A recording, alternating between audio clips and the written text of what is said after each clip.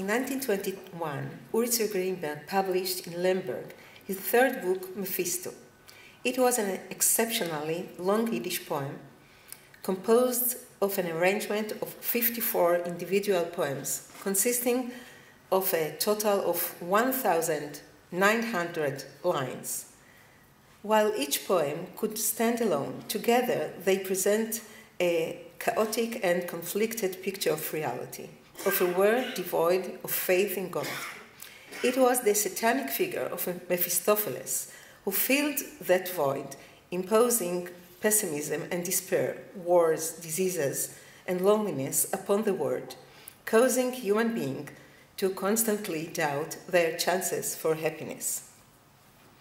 The main themes of this long poem relate to the sensations of fear and loneliness felt by modern humanity, finding it difficult to come to terms with the awareness of existential absurdness.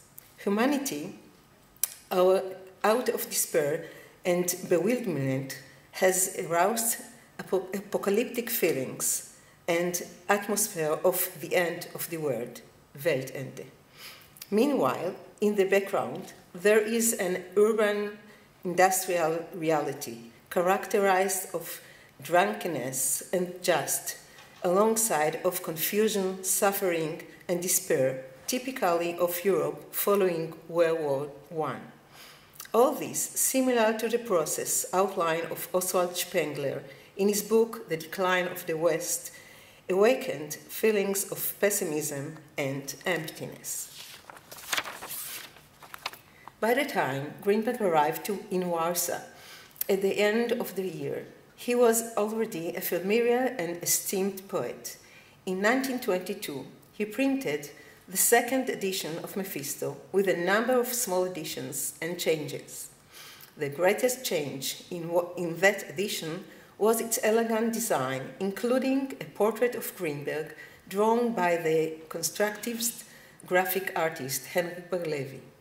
Later on, Bar-Levi will be involved in the design of the periodical Albatross edited by Greenberg. Displaying the poet's portrait on the title page of his poetry book does not serve merely as a book illustration, but rather presents a perceptible biographical identity. It functions somewhat like a visual manifesto that does not blur the identity of the poetic speaker by concealing it behind a fictional being. In this manner, the reader is able to assume that the poetic focus of the book related to subject matter called from the autobiographical story of the poet's life. Indeed, the use of paintings of poets' portraits was quite common in the 1920s. However, the placement of the poet's portrait on the title page of his book while he was still alive was a very rare occurrence. Greenberg repeated that format after immigrating to Israel, displaying his portrait painted by artist Reuven Rubin, as Neta showed you, at the start of his book, Manhood on the Rise.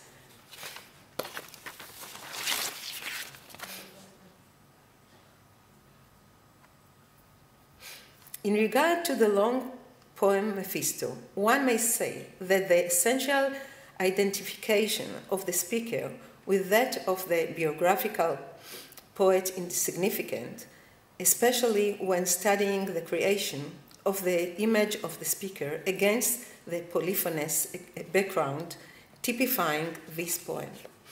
During my lecture, I will follow the manner in which polyphony constructs the portrait of the poetic speaker in Mephisto by using a carnivalesque, grotesque mode as was presented by Bachtin in continuation of Chanita's introduction.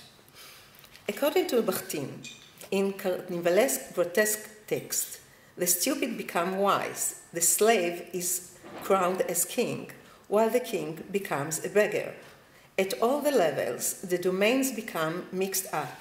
Reality and fiction, the Garden of Eden and Hell, the permissible and the forbidden, the sacred and the secular, male and female, birth and death. The carnival is characterized by visual spectacle, comedy, and verbal paradoxes. All the regular social barriers are broken. Differences in sex, race, and age are erased, and everyone damned equal status in the dialogue. This carnivalesque grotesque mode, as formulated by Bakhtin, serve as an efficient tool for studying the chaos that Mephistopheles imposes on the world. The speaker seeks exits from the confusion and bewilderment in which he is immersed. He is surrounded by despairing people who have lost their way but continue walking apathetically due to the inertia without hope of change. And meanwhile, the devilish, demonish entity of Mephistopheles takes control of the world and does not allow human beings to escape or be hopeful. Unlike those desperate people, the speaker seeks an outlet from the despair by means of the poetry and a human socialization.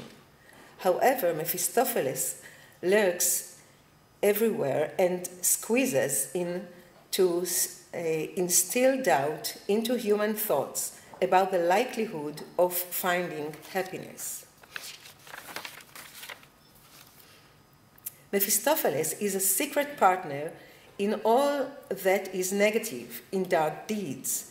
He repeatedly appears in everything rejected, weak, discapable, and low. Nonetheless, he does all this in an unexpected embodiment, one that is different from what is expected of him, and often showing mercy towards human suffering. Mephistopheles is an ever-transforming being, wearing and discarding shape after shape. He echoes Byron's play Cain and Goethe's play Faust, and incorporates both evil inclination and the Jewish tradition. As the ruler of the carnivalesque grotesque kingdom, Mephistopheles may appear once in the image of a thief, another time as an adulterous woman, once he is suffering from sexuality transmitted disease, or he appears as soldiers on the front line charging their enemy. Within the diversity of distinct characters that he plays in this long poem, there is no connection between them. As was shown by Avraham Novostein, this wealth of identities exists in parallel, as in an egalitarian dialogue with many voices, making each one an equally valuable revelation regarding the nature of that basic entity. At the beginning of this long poem, the speaker and Mephistopheles are two separate entities. The speaker is both running away from and attracted to Mephistopheles. While the speaker considers Mephistopheles to be a demon or an evil spirit, Dibuk, he is also inspiration, replacing the muse. Over the many transformations undergone by the image of Mephistopheles and the variety of figures he embodies within the long poem, so the distance between him and the poetic speaker gradually diminishes until Mephistopheles transforms from an internal entity into an internal spiritual power within the speaker himself. I do sit and rule over my own limbs, but rather he, the Satan, the devil, Mephistopheles. What he desires, he commands, rustle wildly, you blood, the ripe fragrant apples hang, down from the tree of passion the desired. Oh, the hand shall rise up and tear the ripe apples, the ripe apples. So I go and sow, and after the act, he sits, the Satan, in me, in my blood, and judges and screams, examine your conscience. And if I don't remember, so he tells me to look in the book of memories, which he wrote. It's called Vita Ipsa. The writing is like mine, and I read, and I shudder. Thus the story went.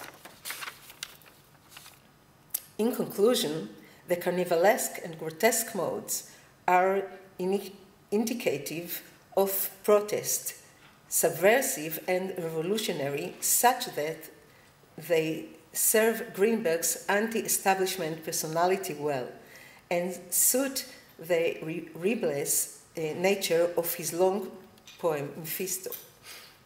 While the grotesqueness stems from despair, it also expresses hope for the future, because it leads to openness and dialogue. The grotesque produces a certain liberation effect, since alongside the immediate presence of the satanic and demonic elements, it also represents the attempt to weaken and subdue them.